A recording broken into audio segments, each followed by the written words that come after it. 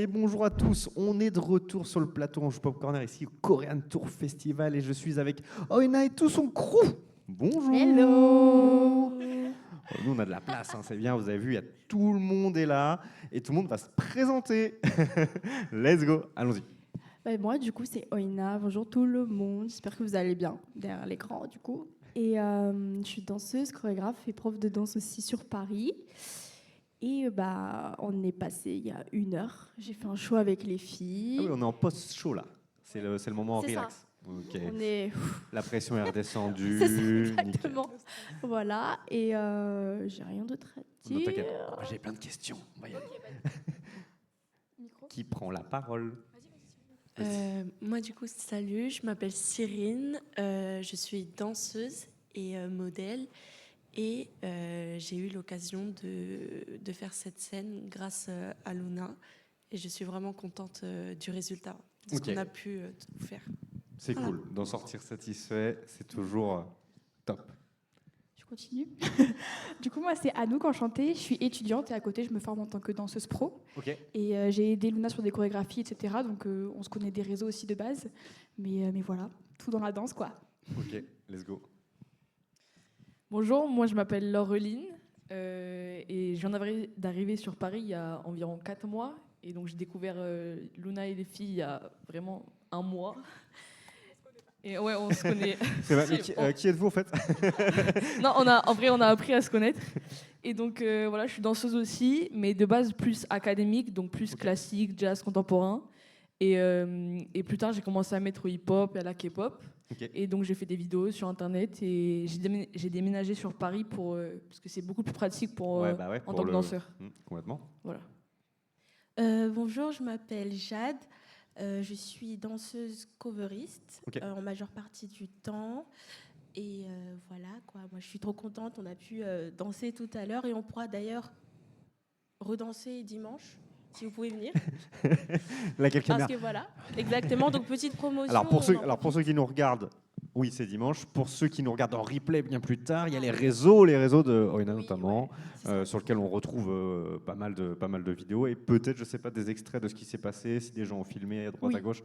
En tout cas, bon, moi je suis genre vraiment un novice de la danse et déjà, comment vous définissez ce que vous faites? Est-ce qu'on dit ouais c'est danse K-pop ou ça c'est vraiment genre le terme des gros nuls comme moi et en fait il y a plein de spécificités différentes, etc. et de sous-catégories. Comment on définit ce que vous faites sur scène ici? Là, c'était plus K-pop. On a repris les chorégraphies. C'est-à-dire qu'en fait, vous regardez des chorégraphies existantes, vous les bossez. C'est vraiment du mimétisme, c'est-à-dire vous la regardez. Et on apprend les mêmes pas, clairement. Il n'y a pas de petit twist en mode c'est vous, c'est votre move ou... Si, justement, en fait, c'est ce que je fais dans mes shows. En fait, je prends l'original, mais je le mixe un peu à ma façon. C'est-à-dire qu'il y a des moments où il y a des créations de nous, de ma part. Et ça fait un petit mix. C'est pas tous les chorégraphies originales. Il y a souvent des petites touches de nous. Et comment vous choisissez? Est-ce que c'est uniquement des chorés de groupes de filles? Ça peut être aussi des chorés de groupes de mecs? Ça peut être n'importe quoi? On choisit avec le cœur ou parce que la danse, elle est stylée? Les deux. En vrai, les deux. Mais pour ce show, c'était des musiques et des chorégraphies que j'aimais beaucoup et que j'imaginais beaucoup sur scène. Parce que sur scène, danser sur scène, des chorégraphies et dans des cours ou quoi, c'est très différent. Et là, je voulais vraiment les reproduire sur scène, donc j'ai choisi ces musiques pour ça. Mais c'est les deux, coup de cœur et aussi la chorégraphie. Hein. Franchement, ouais. C'est un moment où vous regardez. Ça vous arrive encore aujourd'hui, genre vous voyez un clip qui sort, une chorégraphie, et là vous dites, ok, là il y a vraiment un coup de cœur, ça, il va falloir l'apprendre. Je vois des oui derrière. Vous pouvez aussi prendre la parole, hein. Ouais, et des fois. C'est vrai, allez-y. Parlez, répondez. Moi, je voulais dire merci Luna, parce que tu as choisi vraiment des chorés super différentes. Et donc, à chaque choré, on entrait dans un nouveau monde.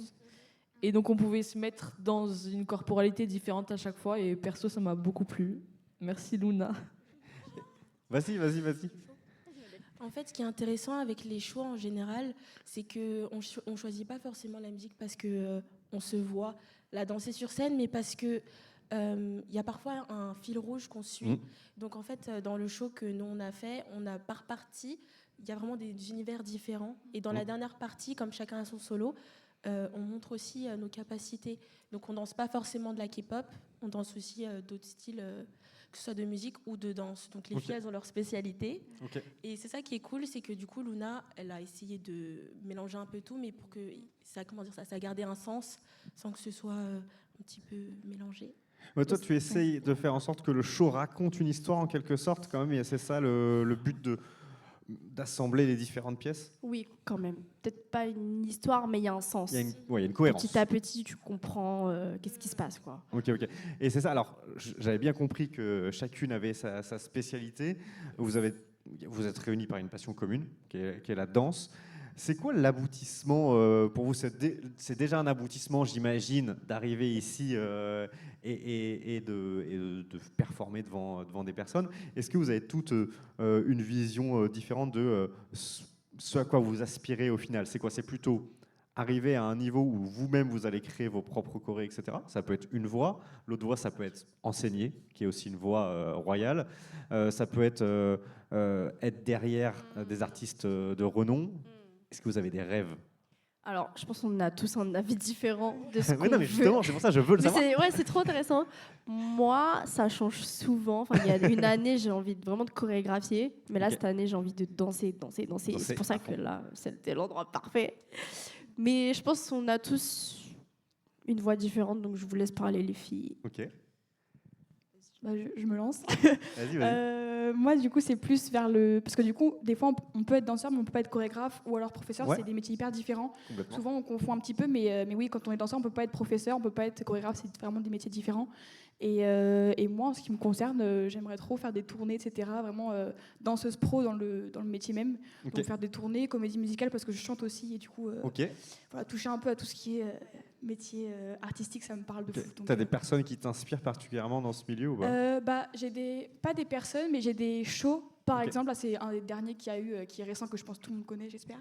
Mais c'est Molière, l'opéra urbain, qui vraiment, il y a des danseurs de fou, des chanteurs de fou, la scène, elle est dingue. Il y a vraiment un travail qui est fou en général.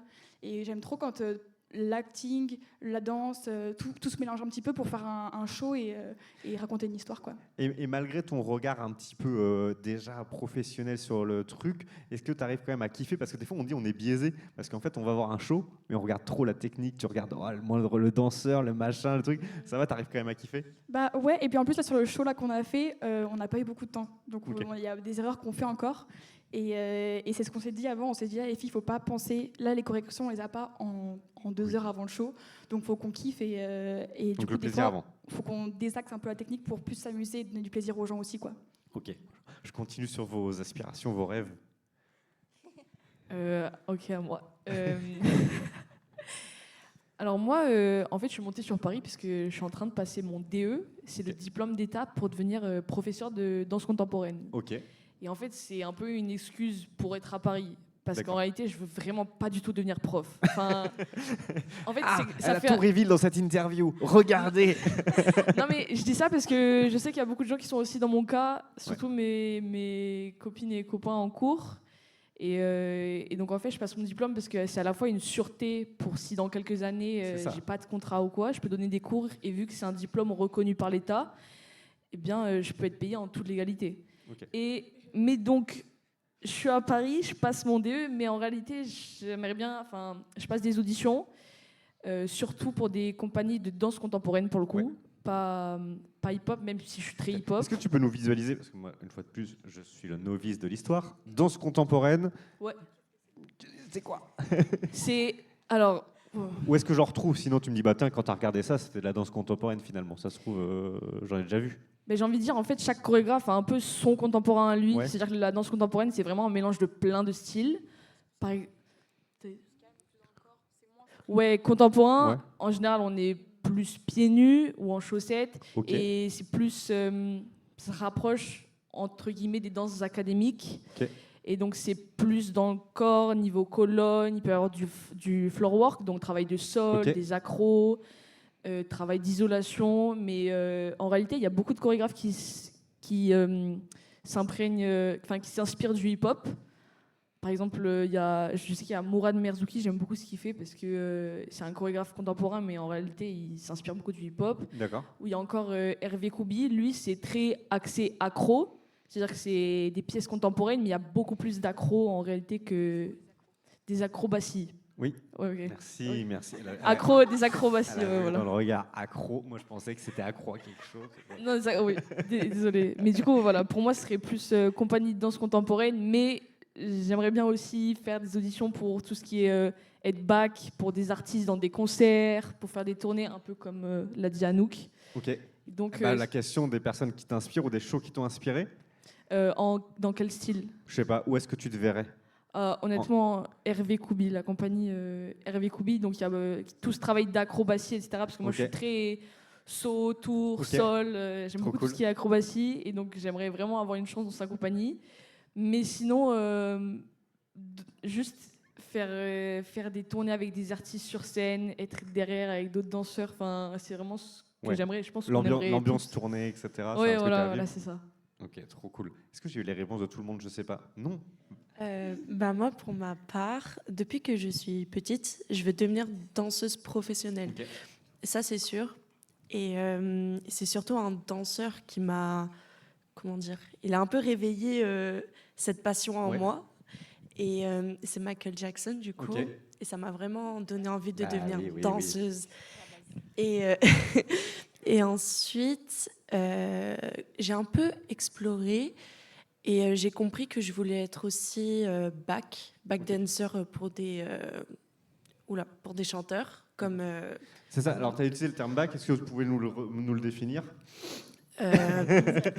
Oui, c'est des danseurs qui accompagnent un chanteur. Ok, c'est ça, donc il y a le chanteur et c'est les danseurs qui sont autour. C'est ça. Ça marche, c'est bon, je visualise le truc. C'est ça, et d'un côté j'aimerais beaucoup...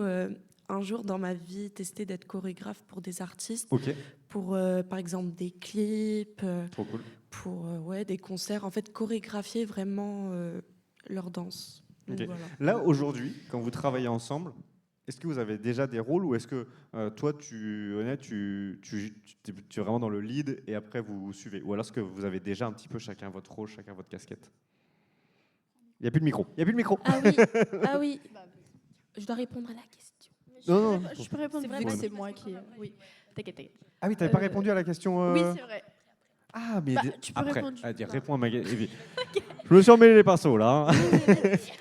Alors la question c'était. Alors là c'est différent parce qu'en fait j'avais déjà tout construit. T'as construit le truc. Et en fait je connaissais pas Cyrine et Laureline. Et je les ai recrutées grâce à une story publique que j'ai mis parce que je recrutais des danseurs. Mais c'est trop bien. Et j'ai pas de crew, en fait j'aime bien choper des personnes, des danseurs comme ça, prendre chacun ça match, ce qu'ils apportent en fait. Je kiffe. Et du coup on n'a pas le terme, on n'a pas un travail ensemble de base quoi. Genre ça c'est plutôt là pour l'instant ça fonctionne plus. C'est ça. Pour ce show là. Je sais pas si j'ai bien répondu. Ça répond totalement à ma question. Nickel. Et je te laisse la parole parce que je veux savoir quelle est ton aspiration. En fait c'est pas un petit peu compliqué, c'est juste que c'est la première fois que je vais en parler correctement avec des mots. Vas-y. Moi, ce que j'aimerais faire, j'aimerais travailler j'aimerais beaucoup chanter et danser dans un groupe de préférence. Et en général, les personnes qui m'inspirent beaucoup, on a Jenny Kim, bien sûr, une chanteuse latina qui s'appelle Emilia. Après, on a Tyla. On a Zara Larsson, en fait toutes pas ces mal femmes, toutes ces femmes vraiment m'inspirent énormément et quand je les regarde en fait ça me donne encore plus la rage de réussir dans ça en fait et de me motiver à travailler dur. Donc trouver un groupe chant-danse. De préférence un groupe parce que je me vois pas forcément faire quelque chose seule. Mais c'est vrai que parfois, il faut essayer de se voir faire les choses seules pour pouvoir faire quelque chose. Le groupe peut être un tremplin pour quelque chose d'autre. Enfin, il y a des étapes dans la vie. I don't know.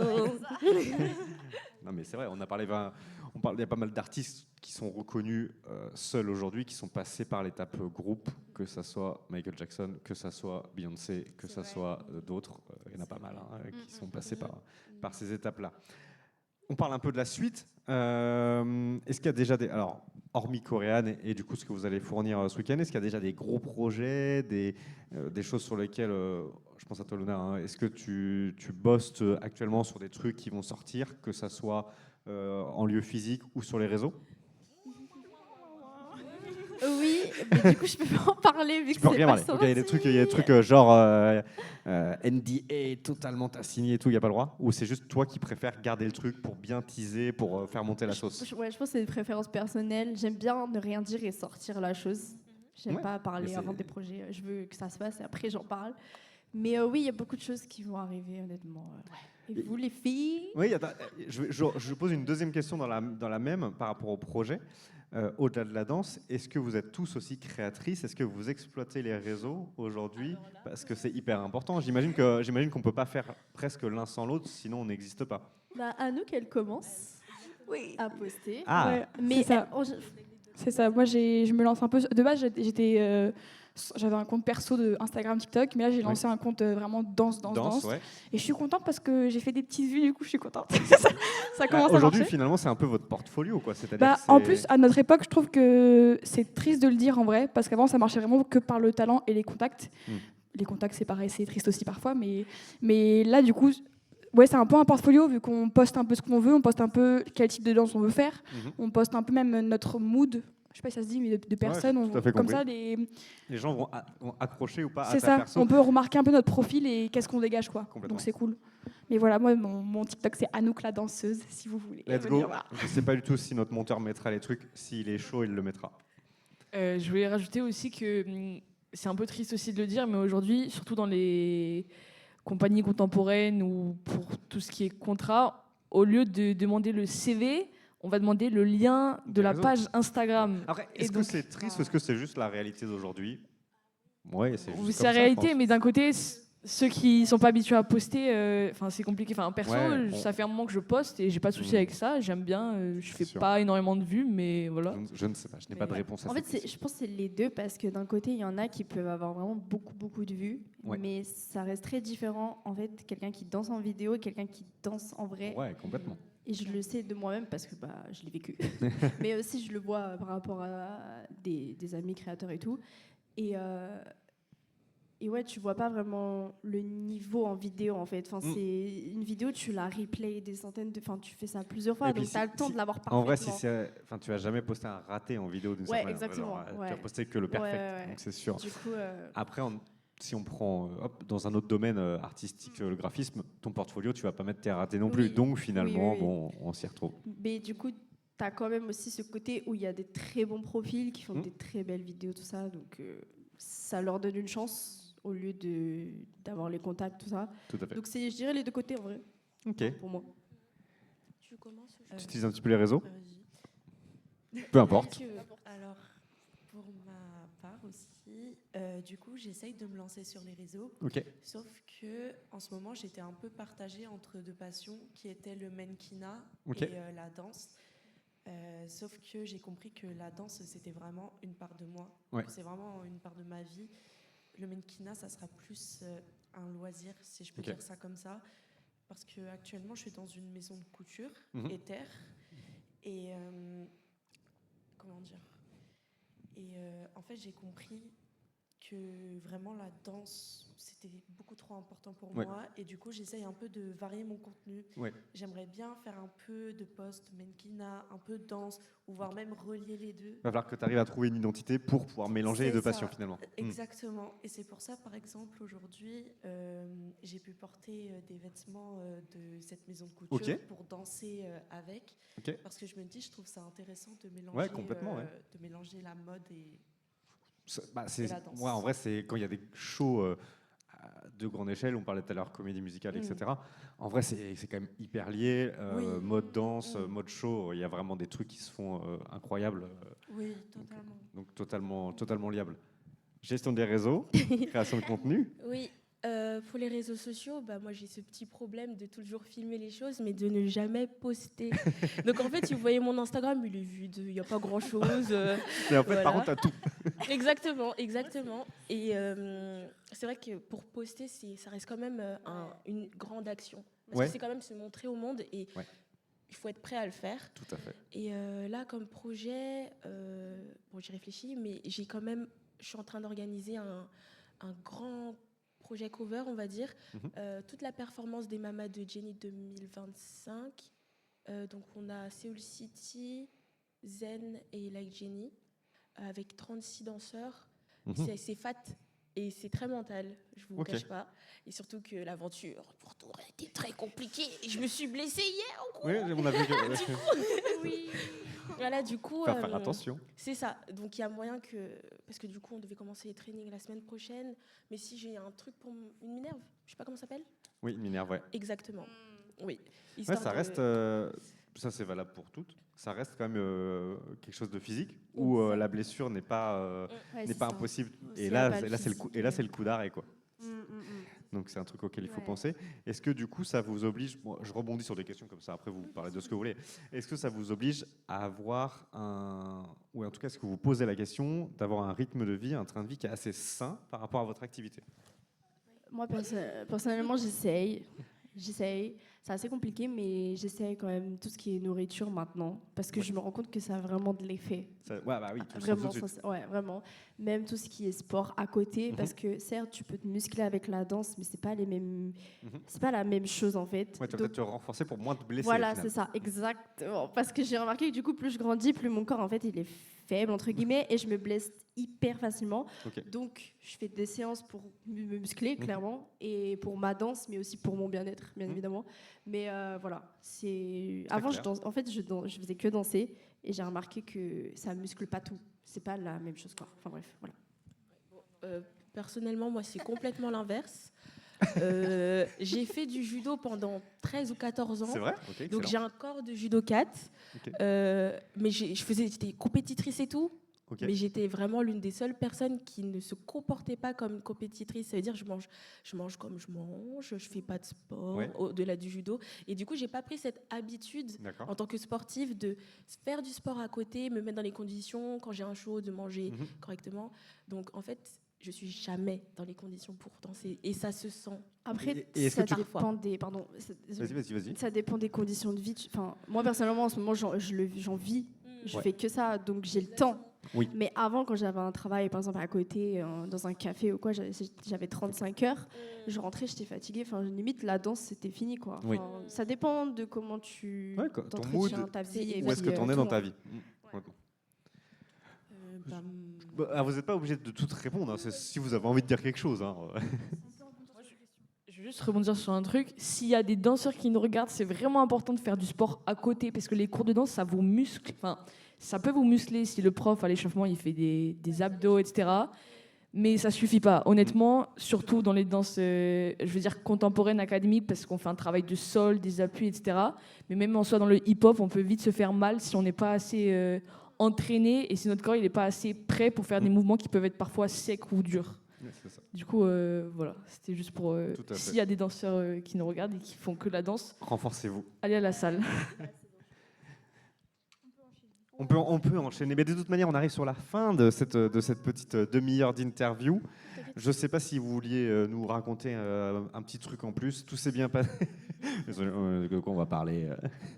De toute façon, là, ça y est, c'est relax. Vous allez souffler, préparer le reste du week-end. Oui.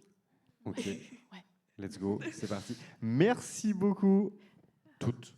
Merci à toi. D'être venues, Merci Rena et beaucoup. Sokru.